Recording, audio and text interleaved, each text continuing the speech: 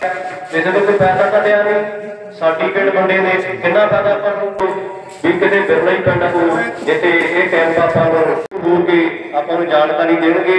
Doctor Sumeet Sharma ji ਆਉਣਗੇ, ਆਪਾਂ ਨੂੰ ਦੇਣਗੇ ਜਾਣਕਾਰੀ। ਸੁਰੇਸ਼ ਕਮਲ ਜੀ डॉक्टर साहब जो सोनू तो आए ने उन्होंने बेनती करते हैं कि आपके रूबरू होने की कृपा कर।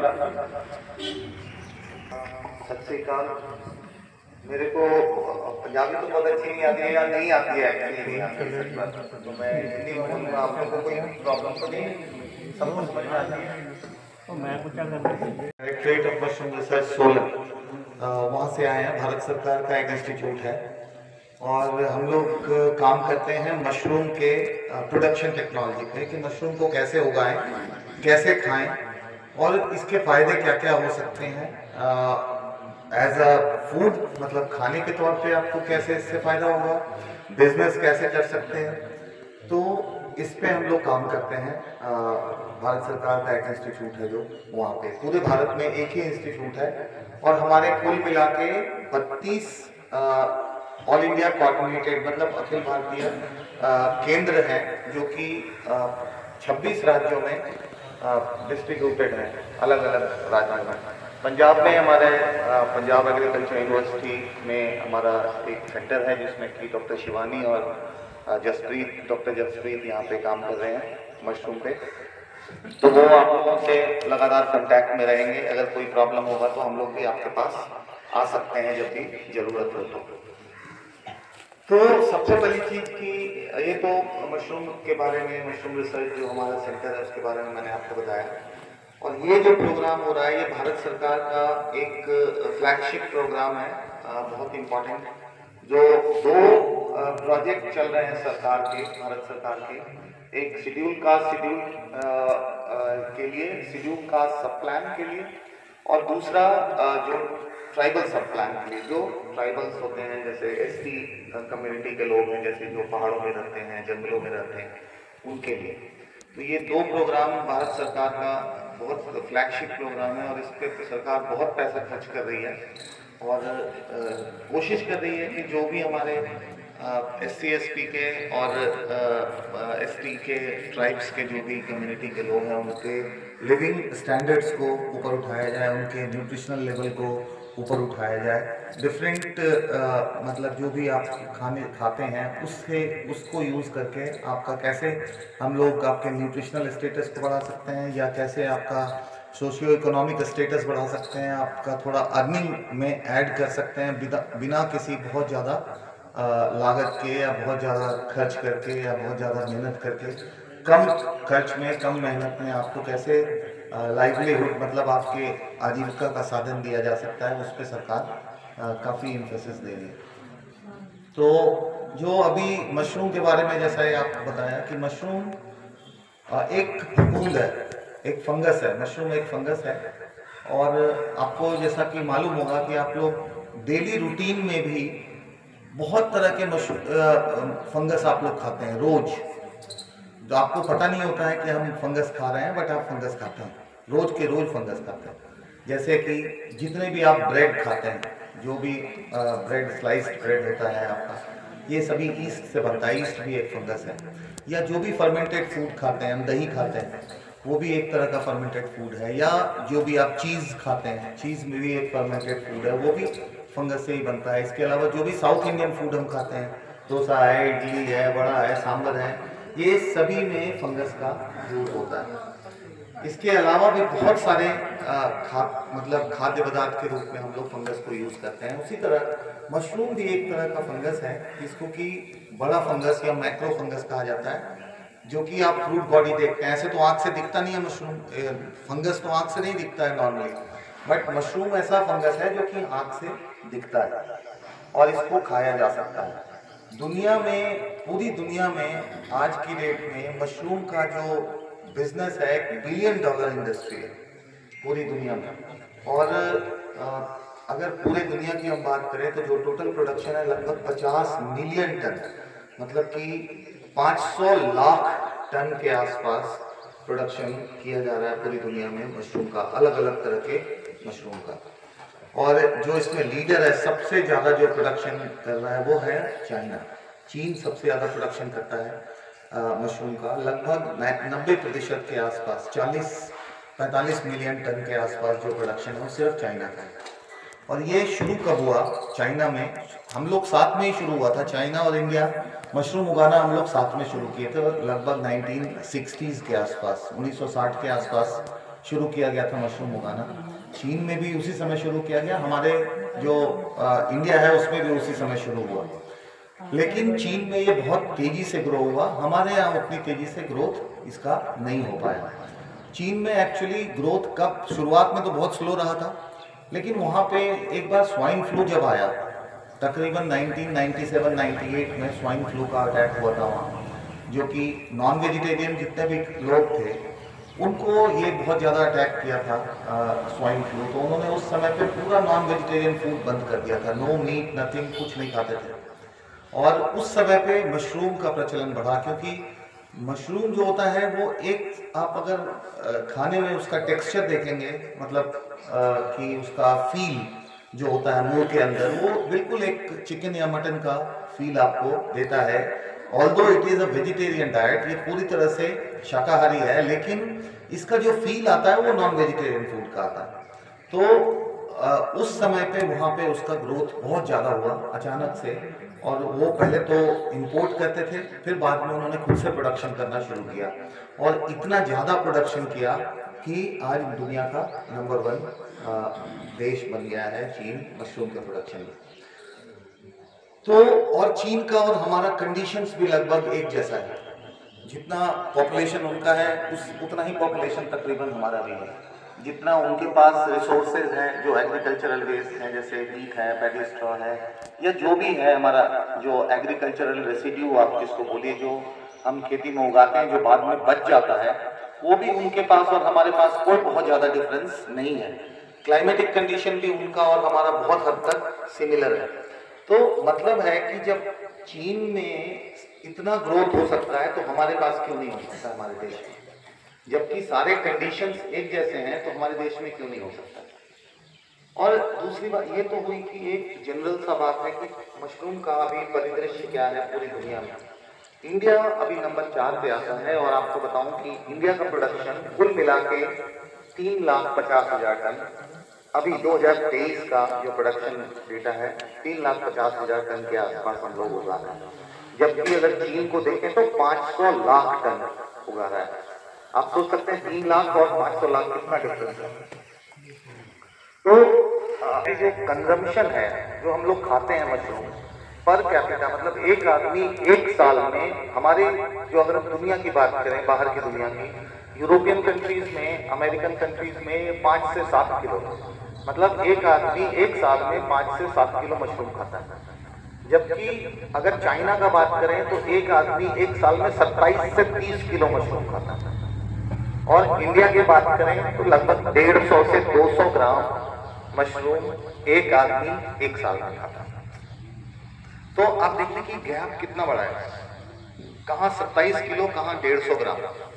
तो कंजम्पशन गैप ही बहुत बड़ा है। यानी कि इसका मतलब क्या हुआ कि कंजम्पशन का गैप इतना बड़ा होने का क्या मतलब है कि स्कोप हमारे पास मशरूम उगाने का और उसको बेचने का या उसका मार्केटिंग करने का स्कोप कितना बड़ा है, कितना बड़ा हमारा कंट्री है, कितना पॉपुलेशन है, और हम कितना प्रोडक्शन कर सकते हैं और कितना सेल कर सकते हैं। ये स्कोप है मशरूम का, जो कि हम इसको एक्सप्लोर कर सकते हैं हमारे कंट्री में। और अगर हम बात करें कि इसका फ़ायदा क्या है मशरूम का, क्यों मशरूम खाएं, मशरूम खाने का कुछ तो रीज़न होना चाहिए। हमारे पास सब्जियां हैं, टीम आई है कि किवें डिग्री जो अपनी मशरूम है ਆਪਾਂ ਕਿਵੇਂ ਤਿਆਰ ਕਰਨੀ ਹੈ। ਕਈ ਸੰਗਤਾਂ ਨੂੰ ਤਾਂ ਪਤਾ ਹੈ, ਪਹਿਲੇ ਜਦ ਕੈਂਪ ਲੱਗਿਆ ਸੀਗਾ ਕਈ ਸੰਗਤਾਂ ਨੇ ਇਹਦਾ ਆਪਾਂ ਪ੍ਰੈਕਟੀਕਲ ਕਰਕੇ ਦੇਖਿਆ ਹੈ ਤੇ ਘਰਾਂ ਦੇ ਵਿੱਚ ਉਗਾਈ ਹੈ। ਚੇਅਰਮੈਨ ਸਾਹਿਬ ਦੇ ਬਹੁਤ ਘਰੇ ਉਗਾਈ ਇਹਨਾਂ ਨੇ। ਅਸੀਂ ਤਾਂ ਅੱਜ ਪ੍ਰੋਗਰਾਮ ਸੀਗਾ ਕਿਸੇ ਕਾਨਫਰ ਸਾਹਿਬ ਕਰਾਇਆ, ਉਹਦੇ ਪਕੌੜੇ ਵੀ ਬਣਾਏ, ਮਸ਼ਰੂਮ ਦੇ ਪਕੌੜੇ ਕੱਢੇ। ਮੈਂ ਕਹਿੰਦਾ ਜਿੰਨੀਆਂ ਵੀ ਸੰਗਤਾਂ ਨੇ ਸਕੇ ਉਹਨਾਂ ਨੇ ਕਿਹਾ ਬਣਾਏ ਪਕੌੜੇ ਕਾਹਦੇ ਨੇ, ਇੰਨੇ ਵਧੀਆ ਟੇਸਟ ਸੀਗੇ मशरूम के पकौड़े। क्योंकि इन्होंने तो बहुत कमाल किया, इन्होंने अचार भी बनाया जो 4,000 रुपये किलो तक कास्ट है। ਜਿਹੜੀ ਕੀਮਤ ਆ ਨਾ 1000-1500 ਰੁਪਏ ਕਿਲੋ ਜਾਂਦੀ ਹੈ ਜੀ।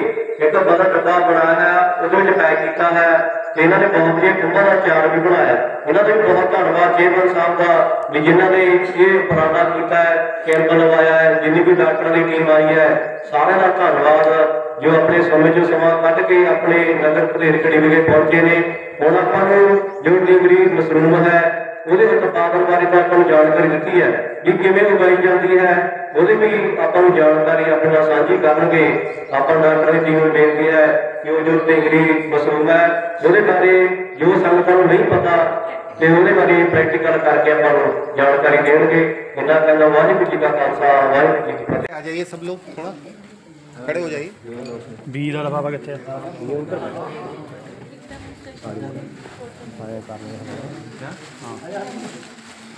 आगे आ जाइए सब लोग। आ जाओ उधर उधर हो उधर उधर हो आ जगह खदे पर उधर हो जाइए।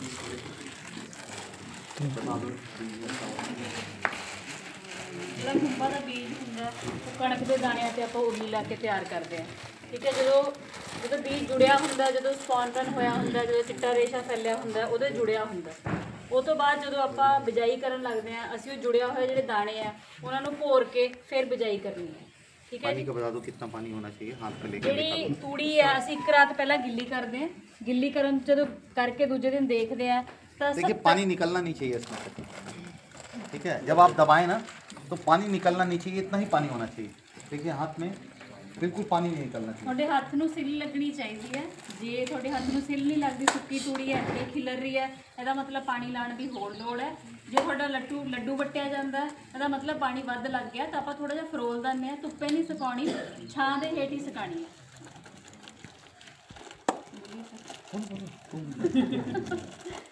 ਫਿਰ ਆਪਾਂ ਨੇ ਇਹਦੇ ਵਿੱਚ ਬੀਜ ਪਾਣਾ। ਜਿਹੜੇ ਆਪਾਂ ਲਿਫਾਫੇ ਆ ਤੁਹਾਨੂੰ ਨਾਲ ਹੀ ਲਿਫਾਫੇ ਦੇਣਗੇ, 5-5 ਕਿਲੋ ਦੇ ਲਿਫਾਫੇ ਨੇ। ਠੀਕ ਹੈ, 5 ਆਪਾਂ ਦੋ ਤਰ੍ਹਾਂ ਨਾਲ ਸਪੌਨਿੰਗ ਕਰ ਸਕਦੇ ਹਾਂ। ਇੱਕ ਹੁੰਦੀ ਹੈ ਲੇਅਰ ਸਪੌਨਿੰਗ, ਤਹਿਆਂ ਦੇ ਵਿੱਚ ਬੀਜ ਪਾਣਾ। ਇੱਕ ਹੁੰਦੀ ਹੈ ਥੋਰੋ ਸਪੌਨਿੰਗ, ਜਿਹਦੇ ਵਿੱਚ ਆਪਾਂ ਸਿੱਧੀ ਤੂੜੀ ਦੇ ਵਿੱਚ ਬੀਜ ਰਲਾ ਕੇ ਫਿਰ ਬੈਗ ਦੇ ਵਿੱਚ ਭਰ ਲੈਣਾ। ਤੇ ਹੁਣ ਆਪਾਂ ਦੋਨੋਂ ਟਾਈਮ ਕਰ ਲੈਂਦੇ ਹਾਂ, ਥੋਰੋ ਸਪੌਨਿੰਗ ਵੀ ਕਰ ਲੈਂਦੇ ਹਾਂ ਤੇ ਲੇਅਰ ਸਪੌਨਿੰਗ ਵੀ ਕਰ ਲੈਂਦੇ ਹਾਂ। ਜਿਹੜਾ ਆਪਣੀ 5 ਕਿਲੋ ਤੂੜੀ ਹੈ ਮਿਕਸ ਕਰਕੇ 5 ਕਿਲੋ ਦਾ ਇੱਕ ਲਿਫਾਫਾ ਭਰ ਲਓ।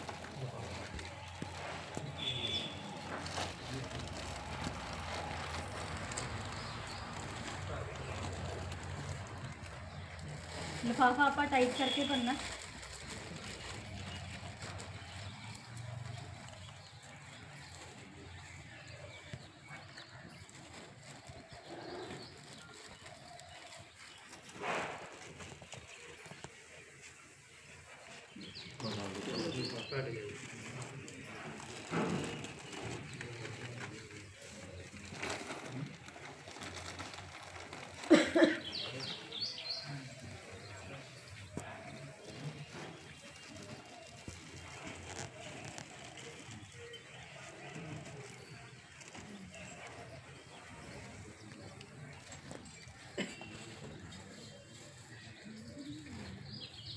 इसमें लेयर में भी दिखा सकते हैं। लास्ट ਜਿਹੜਾ ਹੈਗਾ ਆਪਾਂ ਉੱਪਰ ਪਾ ਦਾਂਗੇ ਇਹਦੇ, ਇਹਨੂੰ ਬੰਦ ਕਰ ਦੇਣਾ।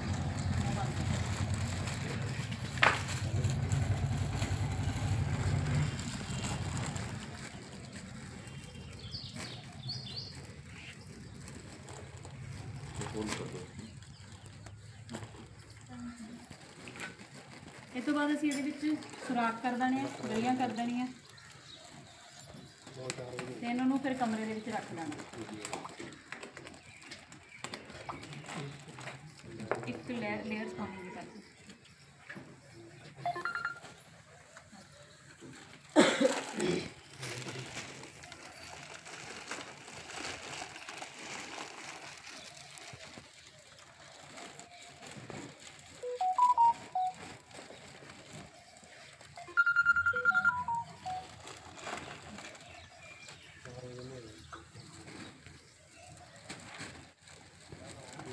ये किसी भी तरह का कोई भी स्ट्रॉ हो सकता है, कोई ज़रूरी नहीं है कि आपको गेहूं का तोड़ा लेने की ज़रूरत है, धान का पराल पे भी ये उग जाएगा। और इवन अगर आपका कोई सब्जी का जो वेस्ट बचा हुआ है उसको अगर सूख गया है वो, तो उसको भी इस्तेमाल कर सकते हैं उगाने के लिए ढींगरी। किसी भी तरह का कोई भी चीज़ पे ढींगरी उग जाती है, कोई प्रॉब्लम नहीं। इवन जो आपका पॉइंट्स है, मतलब जो तालाब जैसा होता है उसमें कई बार जलकुंभी हो जाती है ना, वाटर हाइसिंथ, उसको भी अगर सुखा दिया जाए तो उस पर भी ग्रो किया है।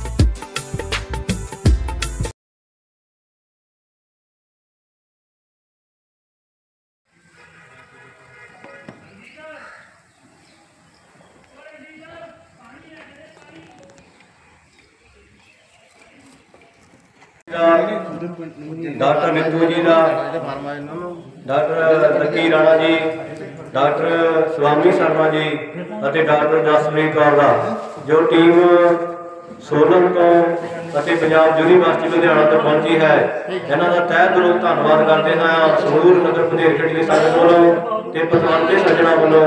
ते उन्हों का सन्मान करना है, सन्मान करनगे सरदार वीर सिंह जी सहारनवाला, चेयरमैन प्रितपाल सिंह झमट, जथेदार जोरा सिंह जी, सरपंच राजीव सिंह जी सहारनवाला ते